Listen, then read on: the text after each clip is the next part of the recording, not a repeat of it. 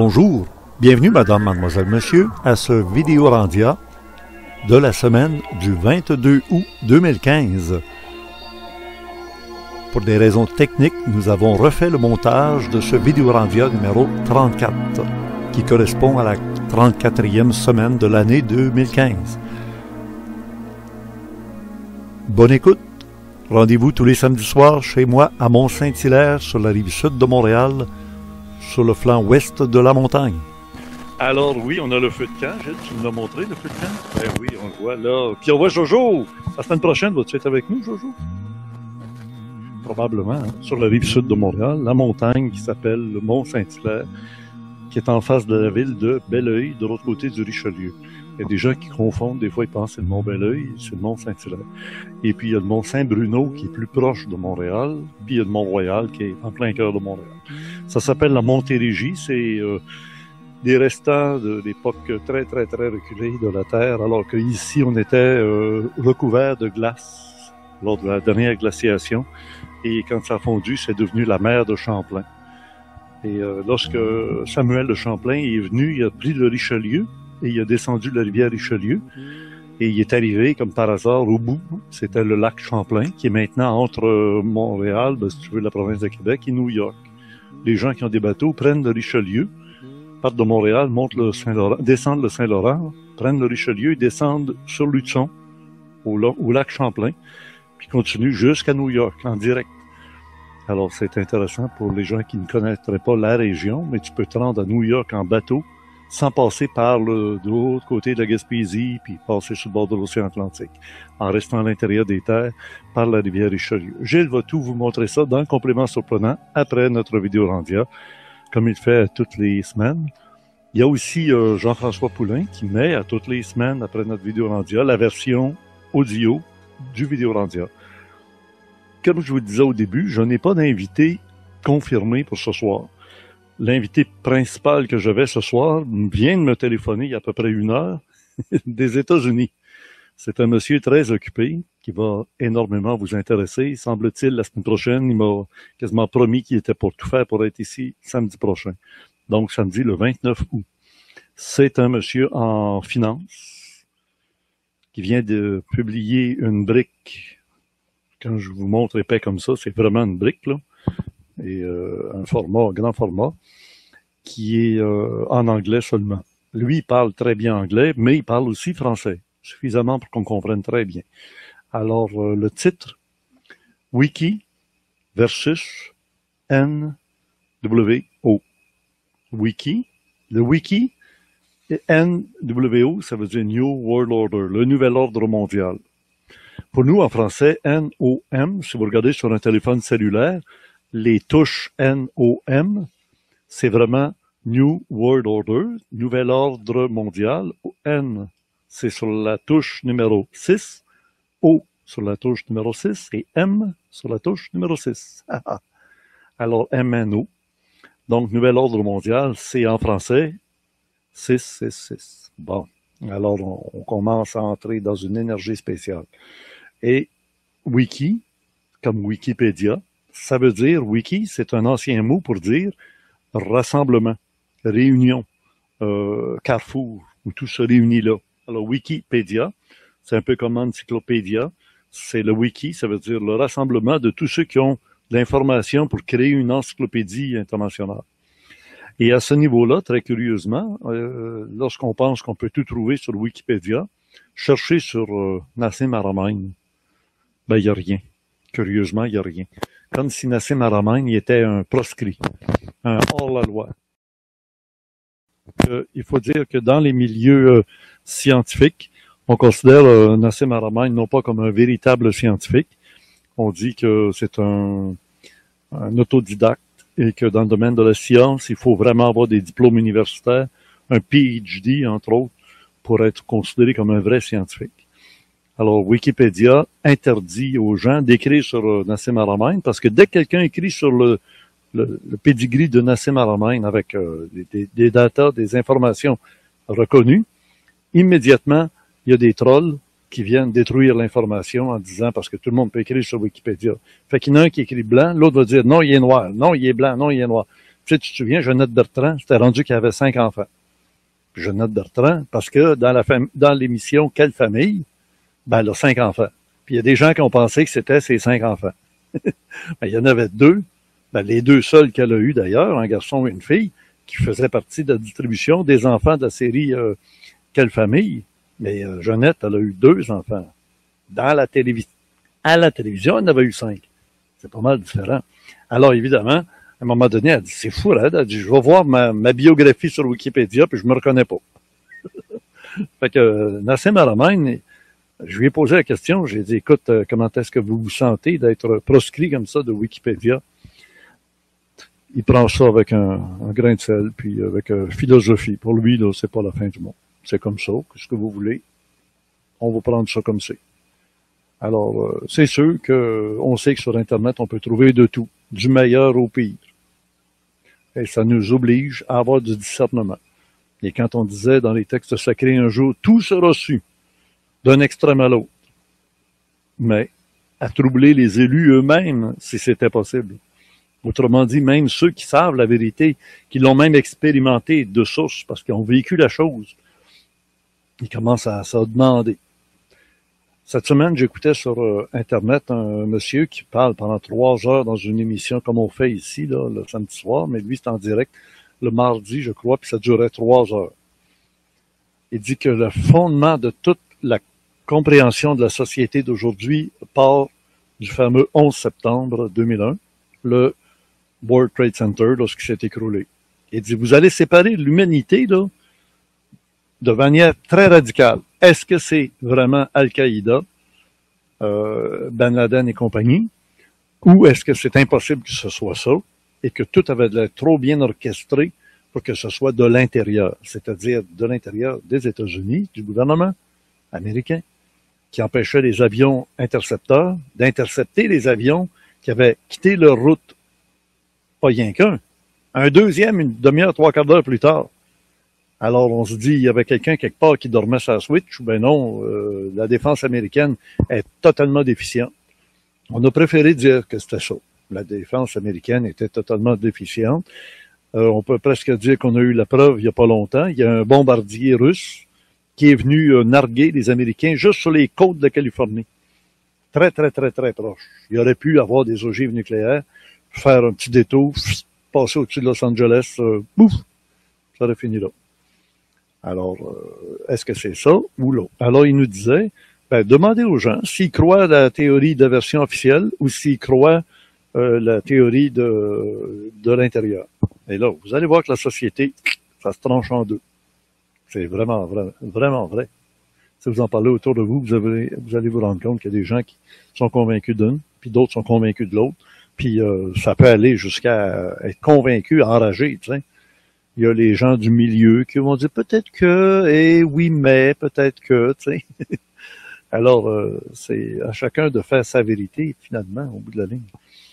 Alors, oui, on voit bien que le générique est terminé, ça fait longtemps. Alors, tant qu'à parler de un puis l'autre, là, je vais m'en aller dans semaine. Je vous disais qu'on pourrait regarder Nassim Haramein. Je vais vous montrer le Vidéolandia de Nassim Haramein, pas le Vidéolandia, le vidéo qui est dans le club créé. Alors, on écoute un petit peu le début. Ça, c'est comme ça que les clubs créés commencent. Bienvenue, madame, mademoiselle, monsieur, dans le club créé. Le club créé est le club de recherche et d'études en ésotérisme expérimental qui vous propose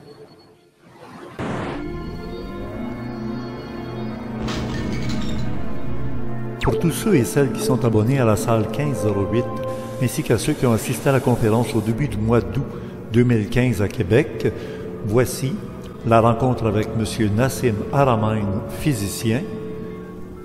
Pour répondre à la question « Qui est-il ?», nous allons le voir aussi en dehors des ondes de radio pour une émission de radio à CJLV 1570 AM de Montréal. Bonne écoute. Vous savez qu'on nous a demandé, le patron qui est ici, là. Bonjour, Jean. Bonjour. Salut. Salut. Alors, il nous demande de faire 4 blocs de 13 minutes à peu près chacun.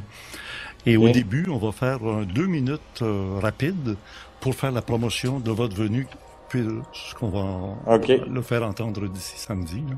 Oui, oui, oui. Et je voulais vous poser des questions au début, premier bloc, un peu plus personnelles, parce que j'ai fait une découverte incroyable, mais vous êtes un personnage très spécial, puisque Wikipédia interdit qu'on fasse des articles sur Nassim Haramein. Ouais. Ça Ça vous fait me... pas peur d'en parler?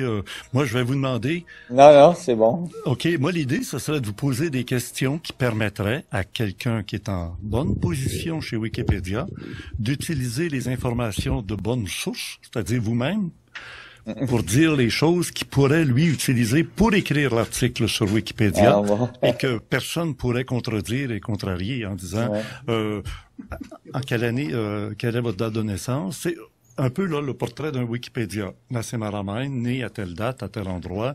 Qu'est-ce que vous passez de l'idée pendant les 12 premières minutes? Je sais pas si on veut passer tant de temps sur Wikipédia, je sais Oh pas non, si ça vaut non, la ça va peine. être sur le cheminement de Nassim Ah, Haramein. ok, Tu sais. ah, ok. Puis vos centres d'intérêt, ça n'a pas commencé par l'univers connecté, j'imagine. Ça a dû commencer par... Ouais, ça a commencé par des concepts beaucoup plus simples. Oui, oui. Et Ouais, écoutez, vous êtes extrêmement aimé et extrêmement connu, même si la grosse majorité des vidéos sont en anglais, hein. ouais. Ah bon, je savais pas au Québec. Ben, au Québec, on retrouve ceux que vous venez de faire en Belgique, en France, Oui, oui, oui, oui. Ok. avec Lilou aussi, hein, c'est ça. Oui, oui, oui, oui. Ben Mais je oui. vais commencer à faire plus de choses en français. J'aimerais ça. Attendez. Plus près de son microphone. Qu'est-ce que tu dis, Jean-Paul? Le technicien nous dit. Bonjour, est-ce que c'est possible pour vous de monter le microphone un peu plus haut, plus près de votre bouche? Ouais. Comme ça? Ah, parfait. C'est-tu mieux? Oui, excellent. Oui, Il good. dit que c'est excellent. Ok. Bon, puis moi, Puis je je- peux parler québécois aussi. Oui, on a vu ça. Ben, c'est ça, je vais vous le demander dans le premier bloc. Avez-vous Ok. vécu au Québec pour avoir l'accent québécois? Oui, absolument. Ah ouais, c'est bon. Oui. On est prêt. Alors, on est prêt. Alors, on va faire le 2 minutes qui va être strictement comme une publicité pour le Congrès, en vous demandant dire de spirituel. Oui. Et quand on dit spirituel, on pense au mot spire qui veut dire qui tourne, hein? Spire, une spirale, etc. D'ailleurs, le mot spirale, avec vous, là, ça m'a marqué profondément. C'est la première fois qu'on entendait dire tout le temps, tout le monde disait, à tous les ans, la Terre revient autour du Soleil au même endroit. Et vous nous avez bien expliqué que le Soleil se déplace. Alors, tout le monde court autour du Soleil en spirale. C'est ça. Mais tous les mouvements dans l'espace sont toujours en spirale puisque tout bouge en relation de tout. Et donc, il y a jamais rien qui revient exactement sur lui-même. Et c'est pour ça que imaginez que tout ça bouge dans un média qu'on appelle le vide et que ce média-là enregistre toutes les positions, enregistre toutes les vélocités, enregistre toute l'information, presque comme un disque dur enregistre l'information sur ses champs magnétiques. Vous pouvez imaginer, mais quand je dis le vide est plein d'énergie, le monde dit ben pourquoi je le vois pas, pourquoi je l'expérimente pas Il n'est pas matériel. Oui, mais c'est parce que imaginez dans ce moment dans le studio où vous êtes, dans la maison où je suis, il y a des champs électromagnétiques partout, il y a des ondes radio, il y a des ondes micro-ondes, il y a tout ça. On les sent pas, on les expérimente pas directement. Oui. Nassim Haramein, au retour, je vais vous proposer de nous donner votre interprétation de la dernière lettre laissée par Albert Einstein à sa fille, qui a été publiée en juin 2015 seulement. C'est donc plusieurs années après la mort d'Albert Einstein et même quelques années après la mort de sa propre fille, qui est un message qui s'adresse à un physicien comme vous. J'ai hâte d'avoir votre explication et votre interprétation de cette fameuse extraordinaire lettre. Vous la connaissez? J'en ai entendu parler. Alors, après la pause, on en reparle. OK. Merci. Ça a l'air de faire plaisir ici, à la technique, là. OK. Ça marche? Oui. Moi, je considère comme une expérience d'une réalité qu'on n'est pas nécessairement typiquement conscient de son existence. Tu sais. Et donc, ce qui peut sembler ésotérique pour beaucoup de gens pourrait être en fait juste c'est comme si on regardait derrière les voiles de notre réalité dans une autre réalité qui est présente puis qui est peut-être aussi substantielle que celle qu'on a ici, mais qu'on n'est pas nécessairement conscient au jour le jour. Vous avez dû déjà voir un tableau, une peinture où on voit un personnage qui est à genoux à terre et qui regarde à travers de l'autre côté du voile du ciel, des étoiles, et il voit le monde des sphères. Hein? Oui, c'est ça, quelque chose dans le genre. Oui. Et d'ailleurs, comme je disais plus tôt, cette information qui est dans la structure du vide pourrait être le média qui transporte l'information qu'on appelle spirituelle. C'est-à-dire que le concept, par exemple, d'une âme pourrait être en fait l'information qui est présente dans la structure du vide, qui fait votre conscience, qui décrit votre conscience, qui est la base de votre conscience. Puis cette information-là ne peut pas être détruite. C'est-à-dire que quand le corps se réarrange, parce que en fait on dit le corps meurt, mais en fait tout ce qu'on peut observer, c'est qu'il y a un réarrangement des atomes, parce qu'il n'y a rien qui meurt, il n'y a rien qui disparaît, il y a juste un réarrangement, un changement d'état. Quand ce changement d'état arrive, l'information qui faisait votre conscience pourrait être présente toujours dans cette énergie du vide, comme de l'information sur un disque dur est présente sans avoir besoin d'avoir l'orchestre qui faisait la musique, mais que la musique de l'orchestre est encore là. Oh, c'est bon. La partition existe avant que l'orchestre se mette à jouer. Et cette partition, elle est écrite par un compositeur, celui qui a eu l'idée, qui a eu le concept et qui a préparé pour que on distribue à tous les humains de la Terre. Voici votre expérience dans la matière. Et là, pouf, c'est le Big Bang, je sais trop, mais c'est le début de la musique qu'on entend. Oui, je le vois pas nécessairement comme ça. Je vois plus que c'est comme toute l'information interagit avec toutes les autres informations pour créer des points vraiment spécifiques. C'est-à-dire que comme dans la fleur de vie, là, il y a comme des intersections entre les exactement, les cercles. Ouais. Exactement. C'est-à-dire que une personne observe l'univers de son point vraiment spécifique. Il n'y a aucune autre personne qui observe l'univers de ce point-là. Donc, chaque personne accumule de l'information et interprète l'univers de façon un peu différente de la personne à côté. C'est pour ça qu'on est tous des individuels.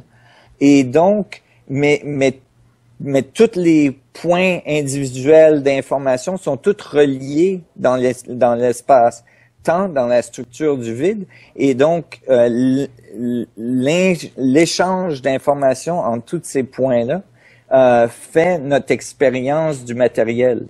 Et donc, l'idée que quand le matériel change d'état, tout est fini, devient de moins en moins plausible, et de plus en plus plausible, c'est que l'information continue. Et ça, c'est vraiment similaire au concept qu'on a de l'âme, de pouvoir, par exemple, de pouvoir voir des choses à la distance. C'est comme un gros ventilateur et ça vous projette dans les airs.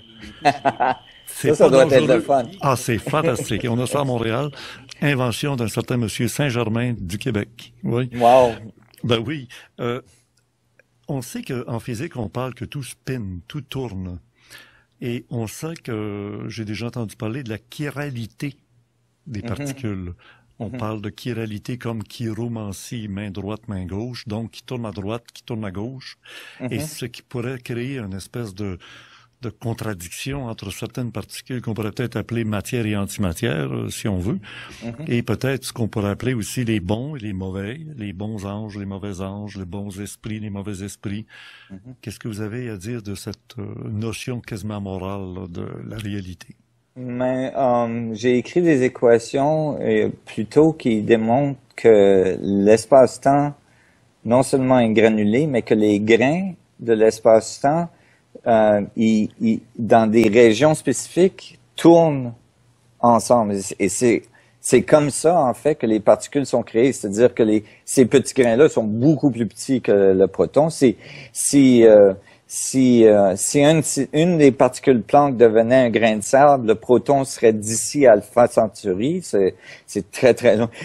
Donc, c'est beaucoup plus petit. Imaginez que tous ces petits Planck-là tournent ensemble. Et si en fait, il y a la rotation et la contre-rotation, et c'est ça qui nous donne la matière et l'antimatière. Maintenant, est-ce que c'est ça qui nous donne la polarité dans notre univers? Absolument, je suis convaincu. Et c'est en fait ça qui nous donne aussi les champs magnétiques et électromagnétiques.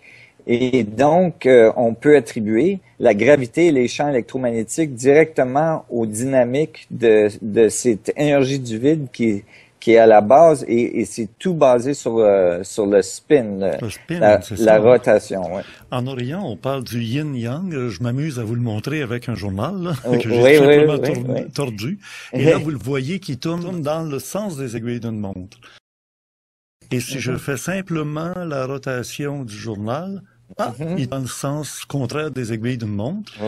Donc, tout provient, voyons, on fait un S avec un journal, tout simplement, puis ça fait yin-yang. Hein? Et le yin-yang, il y a toujours un petit point dans chaque vague, un petit point blanc dans le noir, puis un petit point noir dans le blanc. Ce qui fait que ce sont les deux courants d'énergie, un qui monte, l'autre qui descend.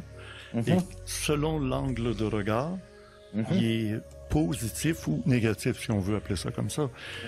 Alors, est-ce que les traditions orientales vous inspirent? Oh, absolument. Et les traditions non seulement orientales, les traditions d'un peu partout dans le monde. J'ai étudié très tôt dans mon investigation, j'ai étudié les traditions anciennes et j'ai trouvé des analogues, des références de géométrie, de concepts et de symboles qui semblent indiquer des concepts très avancés de la physique, et je les ai appliqués à mes équations. Éventuellement, quand j'ai réussi à solver, comment on dit solver en français? À résoudre les équations pour l'unification que j'ai trouvé. Le résultat, c'est la géométrie d'un symbole très connu qui est partout dans le monde, qui s'appelle la fleur de vie, qu'on a appelé la fleur de vie en temps moderne, et en 3 dimensions, par exemple, avec des sphères, pas avec des cercles. Et les sphères, c'est les Planck qui sont tuilés sur la surface d'un trou noir, et ça donne l'exacte solution qu'Einstein avait trouvée pour la gravité, mais de façon quantique. Et ça donne la bonne réponse aussi pour la masse des atomes. Donc, c'est très, très, très avancé, et ça donne les bonnes réponses, puis ça vient de très, très loin. On les trouve, ces symboles, dans les concepts védiques, dans les concepts, dans l'histoire égyptienne et partout dans le monde. Et tout ça, si vous étiez malheureusement, je le dis bien malheureusement, rentré dans une université pour avoir des diplômes universitaires, vous seriez passé à côté de toutes ces informations-là. Absolument. Je ne connais pas de physicien qui étudie les Védas et tout ça. Absolument. C'est pour ça que j'ai fait tout individuellement. Eh oui. Heureusement, je vous fais l'accolade, je vous serre la main, je suis très content qu'il y ait quelqu'un comme vous qui débloque un peu cet univers dans sa tour d'ivoire. Le club créé, c'est le club de recherche et d'études en ésotérisme expérimental. Si cette démarche vous plaît, je vous invite à vous abonner pour les mois passés, aussi bien que pour le futur, en utilisant le formulaire d'abonnement ou de réabonnement qui est disponible sur la page d'accueil du site régulier d'ésotérisme expérimental dans la colonne de droite. Vous pouvez vous abonner par bloc d'1 mois, 3 mois, 6 mois ou 1 an au tarif ici affiché en utilisant le formulaire d'abonnement.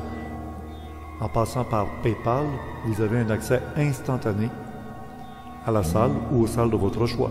Si vous préférez par la poste avec un chèque ou un mandat postal, libellé au nom du Club Créé à l'adresse Club Créé, case postale 52 Belleuil, J3G 4S8, ou en assistant à la conférence au début de chaque mois, le premier vendredi du mois, c'est à Québec, à l'Université Laval, au pavillon Vachon, au local 3860 de 19h30 à 23h.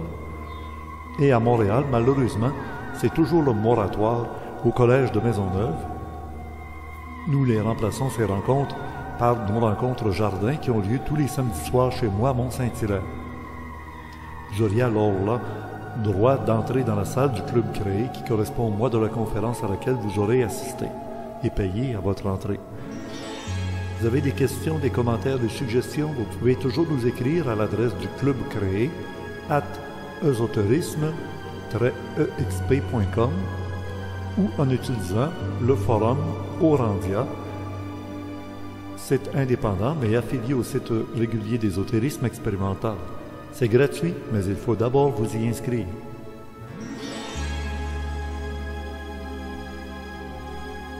Je vous recommande au plus haut point de lire le manuscrit mensuel disponible dans cette salle du Club Créé, qui correspond toujours à la conférence que je donne moi-même. Et pour ce mois-ci, le thème, c'est la théocratie et le système chaordique. Chaordique, le chaos et l'ordre. Nous avons dans cette salle en plus un entretien d'1 heure avec Nassim Haramein, physicien. C'est en français, ce qui est très rare sur Internet. De plus, la présence de M. Marc Saint-Germain qui revient de voyage en Europe et aussi, il a fait un bond dans la zone 51 aux États-Unis. Yona Vanet du groupement Garpan qui nous présente le deuxième dossier de Nikola Tesla au Québec, Les Vénusiens d'Arthur Matthews. Et en rapport avec le livre OVNI et conscience, M. Philippe Solal, philosophe. C'est lui qui a écrit la conclusion de ce livre fort intéressant qui va sûrement nous inspirer pour le congrès UFO 601 de mai 2016. En passant, les congrès UFO 401 et UFO 501 sont intégralement disponibles sur Internet à l'adresse orandia.ca. Vous paierez votre entrée comme si vous entrez à la salle de conférence de ces congrès qui ont eu lieu en mai 2014 et mai 2015. C'est peut-être un rendez-vous aussi pour mai 2016.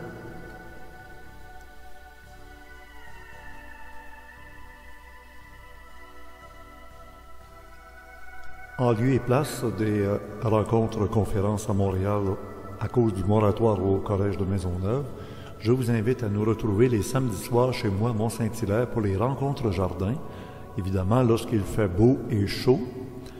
Pour être certain, lorsque la météo est incertaine, je vous recommande de nous contacter par le répondeur automatique. Le message est très court et disponible à partir de 16h30 le samedi à 450-467-5606. 450-467-5606. Le message qui vous confirme si oui ou non il y a rencontre de ce samedi soir. Tout dépendant évidemment de la météo. Je vous recommande d'apporter votre chaise de jardin, des vêtements chauds ou une couverture parce qu'après le coucher du soleil, c'est pas chaud. L'automne approche. Au plaisir de vous y rencontrer. À bientôt. Incertain, évidemment, vous pouvez vous servir du répondeur automatique à 450-467-5606 pour savoir si on a nos rencontres jardin. Ça dépend quand la météo est incertaine. Mais là, comme ce soir, le samedi 22 août, super belle température, même chaud. Le son est plus fort que d'habitude dans le haut-parleur, mais sur la télévision, je ne sais pas comment ça a été chez vous. Mais moi, ici, je regarde là, sur le moniteur, je vois le son monte, tout d'un coup, oui, il baisse tout seul, d'un coup, il monte très fort. J'espère que c'était écoutable quand même. Nassim Haramein, en passant, vous savez qu'ici, autour du feu de camp, ce soir, comme la semaine prochaine, le 29 août, ce sera le dernier soir, où je présente en primeur et en exclusivité aux gens qui se sont déplacés, qui viennent ici, au feu de camp, pour entendre Nassim Haramein lorsqu'il m'a donné un entretien privé. C'était la semaine dernière, justement au Collège de Maisonneuve à Montréal, dans le cadre des rencontres du Modern Knowledge Tour. Et là, seul à seul, face à face avec lui, pas devant le public et puis pas devant des étrangers, c'était juste ma petite équipe de production. Nassim s'est ouvert en nous expliquant des choses qu'il n'a jamais dit à personne en public.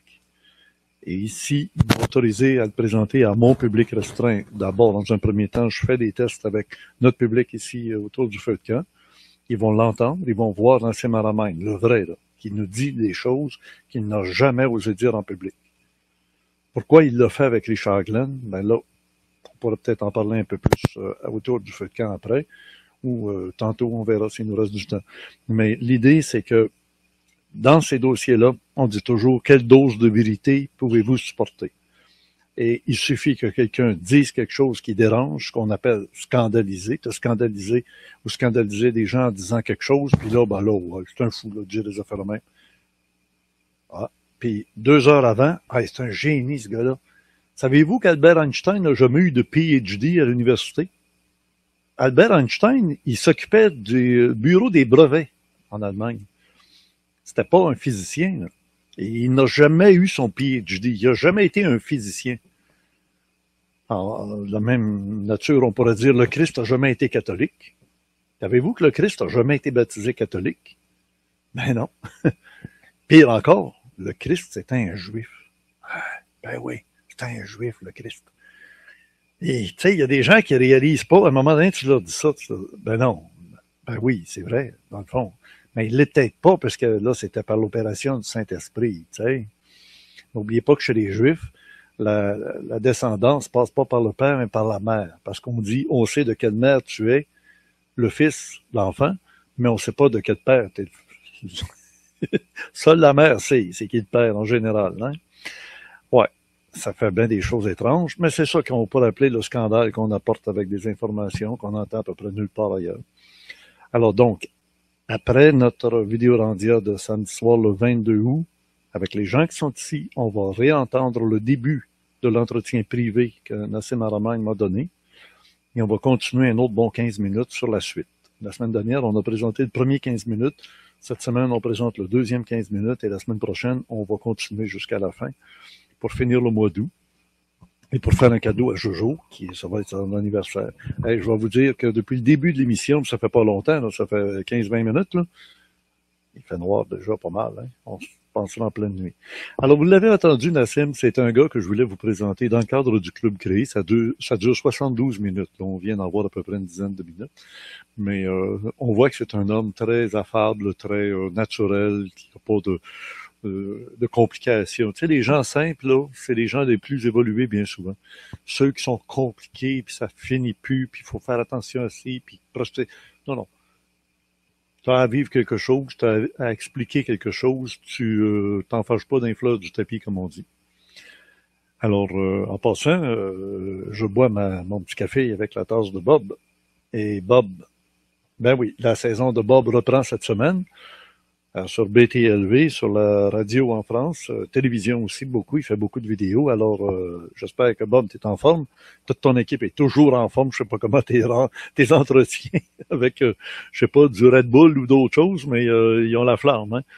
Alors, je suis invité, et c'est Yves Cara qui va m'interviewer cette semaine, et ça va être disponible, je sais pas quand, là. Je sais quand on fait l'entrevue, mais des fois c'est diffusé dans la même semaine, des fois 2 semaines plus tard. Je vous tiendrai au courant. Vous le verrez sur le forum, je vais vous l'écrire. Et c'est la suite de l'entrevue du mois dernier où avec Yves Cara, on avait abordé le phénomène extraterrestre comme des jardiniers de la planète Terre. Et maintenant, on est rendu dans le dossier de ces êtres extraterrestres qui sont des jardiniers. Ils ont le droit de vie et de mort sur les plantes d'un jardin. Tu sais, c'est un bon jardinier, tu sais comme moi que tu as enlevé ce que tu appellerais des mauvaises herbes. Et même des bonnes plantes, des fois, tu peux décider qu'il y en a assez de ces tomates rouges-là. Je vais avoir des tomates jaunes ou des tomates italiennes. tu coupes un plan parce que ça fait de l'ombre sur les autres ou ça prend trop de place. Alors, qui sont ces extraterrestres de jardiniers de la Terre et c'est quoi leur droit de vie et de mort sur les humains? Il y a des extraterrestres qui sont déjà approchés de contacter, qui étaient frustrés, puis tout ça. De quel droit vous permettez? Puis l'extraterrestre est approché à 2 pouces du nez de la personne en lui disant, écoute, on a tous les droits. Alors, quand on regarde comment on agit avec les animaux, si un petit mouton décide qu'il veut plus, puis hey, de quel droit vous nous tuez puis vous nous mangez? On va s'approcher de la face du petit mouton, puis on va le regarder dans la face, dans les yeux, en disant, on a tous les droits sur les animaux. Et le comportement qu'on a envers nos animaux, ben, ça ressemble un peu au comportement que ces êtres-là peuvent avoir envers les êtres humains. C'est un choix. Mais c'est peut-être un choix d'évolution aussi. Et ça nous dit de quelle façon on est évolué quand, de la manière qu'on traite nos animaux.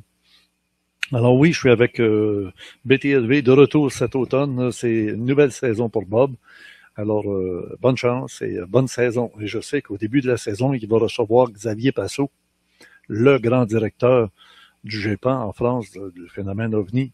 Alors, puisqu'on entre dans le dossier du phénomène OVNI, on va aller maintenant écouter encore un extrait du Club Créé, puisque je n'ai pas d'invité.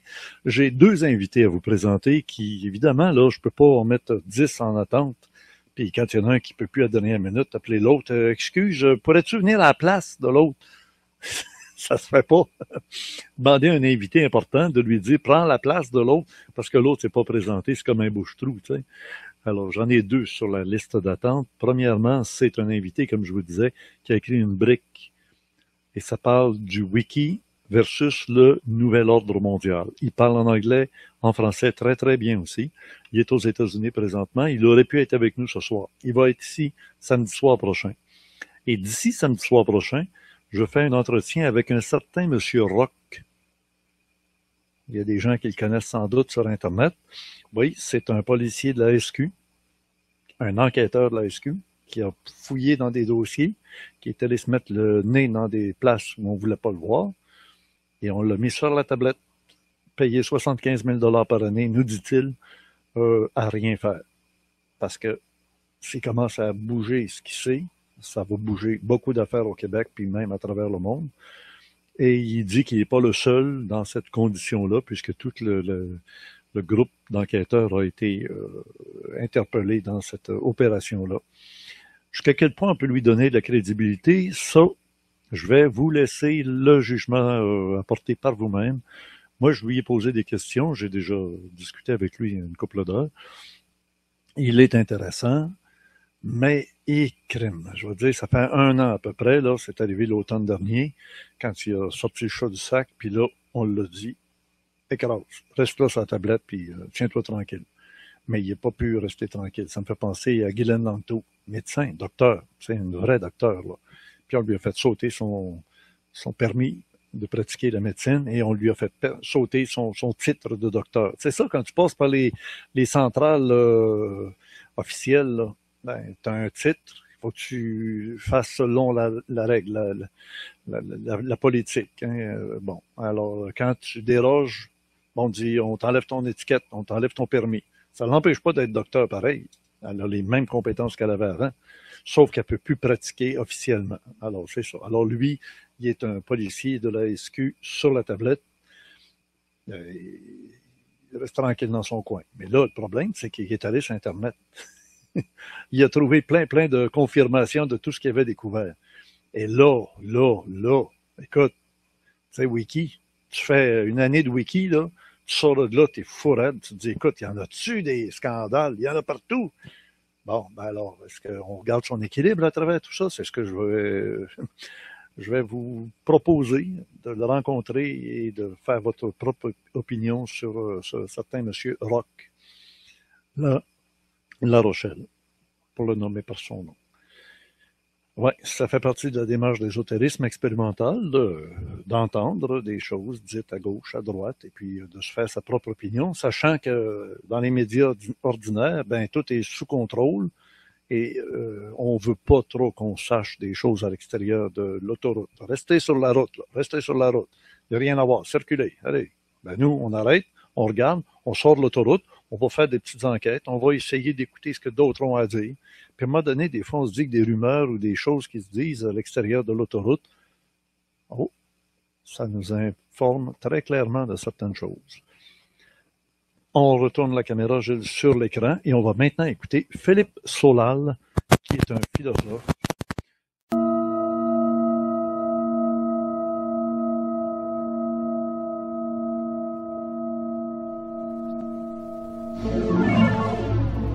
Bienvenue, madame, mademoiselle, monsieur, dans le club créé.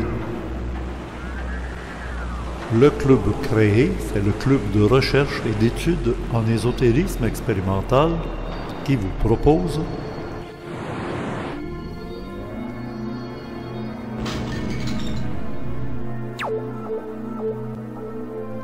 à tous ceux et celles qui sont abonnés à la salle 1508, ainsi qu'à ceux qui ont assisté à la conférence à Québec au début du mois d'août 2015, voici la rencontre dans le thème OVNI et conscience avec M. Philippe Solal, philosophe, qui a écrit la conclusion de ce livre. Bonne écoute. Ah oui, absolument. Ouais, parce que Mais écoutez, je suis ravi d'être parmi vous, oui, par-delà les distances. Hein. oui, la planète est toute petite maintenant. Ah, c'est le village global, hein. Ah, il l'avait dit, hein, ça s'en venait, Eh oui. on est rendu. Hein. Absolument. Et puis pourtant, Internet n'existait pas encore à l'époque là, où il Non. parlait de ça. Ouais. Très visionnaire, hein. Très Oui, visionnaire. exactement, oui. Je vais l'arranger un petit peu pour qu'elle soit bien cadrée un peu. Alors, vous êtes d'accord, Philippe, que là, j'enregistre et puis on pourra le diffuser pour mon public. Avec grand plaisir. C'est un honneur pour moi. C'est un honneur. Ben, c'est surtout pour nous. Là, j'ai regardé votre curriculum, votre engagement, d'abord en philosophie. Et ma première question, Philippe Solal, c'est vous demander, mais aujourd'hui, un philosophe, ça sert à quoi dans la société? Ça sert à beaucoup de choses. Hein. Nous sommes dans une période de grande incertitude Oui. sur le plan moral. Et les historiens de la philosophie l'ont constaté, hein, souvent. Hein. C'est dans ces périodes-là, les périodes difficiles, les périodes de doute, de crise, hein, que la demande de philosophie, de repère en fait, hein, est la plus grande. Alors, je ne sais pas outre-Atlantique, mais ici en France, il y a une forte demande de philosophie, de lecture de philosophes, et aussi il y a des cafés philosophiques qui fleurissent un peu partout. C'est vrai, ça? Oui. Donc, moi je dirais qu'elle sert d'abord à permettre aux individus à essayer de trouver leurs repères, leurs marques, et aussi à se poser beaucoup de questions sur le sens de l'existence, sur le bonheur, et qui semble leur échapper. Hein. Donc, c'est un moment de réflexion. Le philosophe, c'est celui qui induit une réflexion, c'est-à-dire un regard sur soi, sur son monde, son environnement et tout ça. Oui, tout à fait. Ah, j'aime ça. Bon. Alors, Prendre du recul. comment vous avez réagi de ce qu'on vous a invité, je pense que c'est Fabrice Bonvin, qui vous a invité à venir participer à ce collectif OVNI Conscience? Alors, j'ai été très surpris et très content. Parce qu'en fait, ce qui s'est passé en deux mots, hein, j'avais proposé un article au site OVNI Direct, un article en mars 2014 qui s'appelait « Le philosophe et les ovnis ». Et cet article, à ma grande satisfaction et à mon grand étonnement aussi, hein, avait fait grand bruit. Il avait été repris par beaucoup d'autres sites. Oui. Et en fait, c'est cet article-là, intitulé « Le philosophe et les ovnis », qu'on trouve d'ailleurs toujours en ligne, hein, qui m'a fait connaître un petit peu du monde ufologique. Et j'ai été contacté suite à cet article par beaucoup de gens, et donc par Fabrice, qui m'a parlé de son projet. Et je crois que c'est parti de là, en fait, de cet article où je faisais le point en tant que philosophe sur cette problématique qui maintenant, pour nous, a à peu près 70 ans, on va dire. Hein. Et on est vis-à-vis d'elle, vis-à-vis de ce que les historiens appellent un temps long. C'est-à-dire, on a suffisamment de recul par rapport à ce phénomène hein, pour pouvoir commencer à organiser une réflexion possédant un certain nombre de données. Voilà, et donc moi dans cet article, Le philosophe et les ovnis, je faisais à la fois un parcours rapide de ma propre réflexion sur ce phénomène et des pistes qui étaient maintenant ouvertes par des promesses liées à la physique, qui nous parlent de multivers, qui nous parlent de choses qui étaient encore impensables il y a 20 ou 30 ans. Donc c'était un texte d'épistémologie. Alors, je comprends que le philosophe que vous êtes, c'est quelqu'un qui s'intéresse à tout. Et si vous avez eu la possibilité d'écrire un article sur le philosophe et les ovnis, ben, il fallait que vous soyez instruit de ce qu'est l'ufologie, le phénomène ovni. Oui, j'ai commencé à m'intéresser autant que ma mémoire s'en souvienne, et sans vouloir être trop imprécis. C'est autour des années 1975. Moi, j'ai 52 ans, et en 1975, bon, j'étais petit, mais je m'intéressais beaucoup à ce phénomène parce qu'on en parlait beaucoup dans les médias. Je me souviens en France d'émissions de radio, d'émissions de télévision, notamment animées par Jean-Claude Bourret. Eh oui. Et on en parlait aussi beaucoup dans ma famille, c'était un sujet de discussion. Loin dans ces extraits de ce qu'on retrouve dans la salle du Club Créé du mois d'août, la salle 1508, et maintenant avec Philippe Solal. Nous aussi, en 1975, c'est en 1976 que je débutais mes émissions d'ésotérisme expérimental, et ça dure depuis 40 ans maintenant. En 2016, ça fera 40 ans. Alors, au hasard, comme ça, j'avance l'entrevue avec Philippe Solal. Ça a été extrêmement agréable de parler avec cet homme très, très érudit. On a fait un congrès cette année, UFO 501. Mon premier invité était un philosophe qui devait, à la fin, et il est venu, le dernier, tirer la conclusion au congrès. Et je ne savais pas que votre livre faisait appel à vous, philosophe, pour conclure le livre. Alors, je pense qu'on est sur la même longueur d'onde, en tout cas. Oui. Ben oui, parce que pour moi, c'était le philosophe. C'est M. Alain Niala qui a été dans différents pays. On parle d'ayahuasca, on parlait du peyote, on pourrait parler de d'autres drogues, des états altérés de conscience, comme si les gens avaient peur de prendre le véhicule, prendre le contrôle de leur véhicule conscience. Absolument. Parce que à mon avis, ça les éloigne trop des schémas familiers dans lesquels ils ont été conditionnés. Mais tant qu'on en restera à assimiler la réalité à la matière, c'est-à-dire en fait à une simple apparence, on sera des bébés agressifs qui resteront dans le berceau.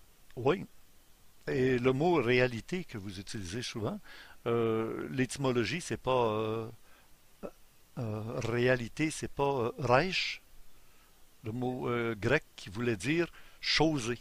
Il faut choser la chose, et c'est ça qu'on appelle la réalité. Oui. Déjà, on se piège nous-mêmes. Je me mets dans votre groupe, là, je me dis, écoutez, si on utilise le mot réalité, on ne réalise pas que le mot est à retardement. C'est qu'un jour, il va nous éclater en pleine face en disant, oui, mais la réalité, c'est, dans l'étymologie du terme, la chose. Mais là, oui, au sens de res aussi, oui, la réification. Oui, c'est ça. Oui, la chose. Ouais. Mais il peut y avoir aussi des choses mentales. Ah, c'est ça. Descartes. Ah, ok, ben voilà. Ouais, si c'est une chose qui pense, dit Descartes. Vous voyez, moi, ce qui me, comment dirais-je, ce qui m'ennuie le plus, c'est que l'opinion publique en général n'a absolument pas connaissance de ces débats. Ce dont on parle là, ce sont encore une fois des choses que connaissent les physiciens depuis un siècle. Toute la controverse sur l'interprétation de Copenhague de la physique quantique entre Niels Bohr et Albert Einstein, c'est déjà le problème de la nature de la réalité. Est-elle liée à la conscience ou pas?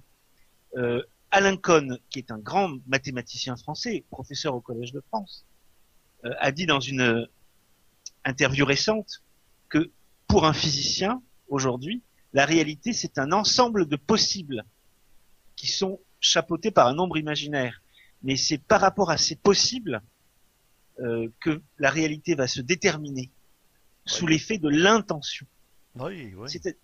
Et il dit, il y a l'opinion courante, enfin le sens commun, s'appuie sur une physique et une mathématique qui datent du 19e siècle. Et on est au 21e siècle. Vous vous rendez compte de l'écart, du hiatus. C'est pour ça que, avec toute la sympathie que j'ai pour les ufologues qu'on appelle Tol et Boulon, vous connaissez l'expression, Ah oui. continuent à se demander où se cache le moteur des ovnis, comment se fait-il qu'ils aient une telle variété de technologiques. Quand ils entendent parler de conscience, ils pensent que c'est pour reléguer le phénomène ovni du côté des hallucinations. Non, le phénomène ovni est matériel, mais c'est notre réalité qui est idéale. L'ensemble de notre monde, c'est une hallucination objective. C'est le message de la philosophie depuis 2000 ans. Et il est difficile à faire passer. Parce que c'est un changement conceptuel très, très, très brutal, hein, je dirais. Voilà. Dans les deux mondes. À ces deux guerres. Avec, à chaque fois, deux manières de se manifester.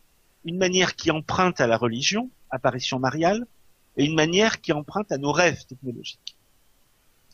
Et je pense que le phénomène ovni ne se serait pas manifesté sous cette forme-là s'il n'y avait pas eu ces deux guerres mondiales.